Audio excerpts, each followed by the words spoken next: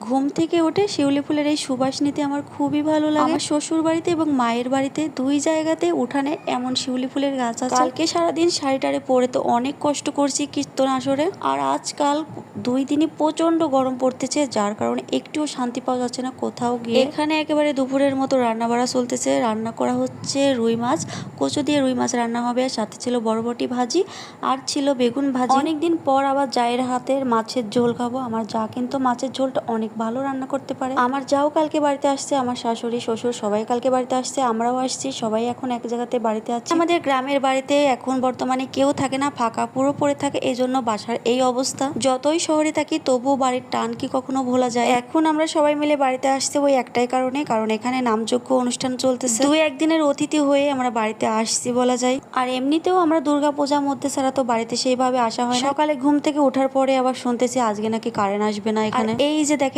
আপনাদের দাদাবাবু গরমে ছটফট করতেছে, শুধু বাগানে যাইতেছে আর আসতেছে। অফিসের মশাই সবসময় এসির মধ্যে থাকে, এই জন্য গ্রামে এসে তার অস্থিরতা শুরু হয়ে গেছে। যতই শহরে থাকি এসির মধ্যে, তবুও গ্রামের বাড়ির মজাই একটা আলাদা থাকে। যদিও আমরা 2 দিনের অতিথি হয়ে আসছি, কালকে আসছি আবার আজকেই চলে যাব বাসাতে। এখানে আমার শাশুড়ি মা একটা পুঁই গাছ লাগিয়েছেন, তার পাশে আবার বেগুনের চারাগুলো লাগিয়ে গেল, যাতে বেগুন ধরলে আমরা এসে খেতে পারি। আজকের এই ছোট্ট মিনি ব্লগটা আপনাদের কেমন লাগলো অবশ্যই কমেন্ট করে জানাবেন। সেই পর্যন্ত সবাই ভালো থাকবেন, টাটা।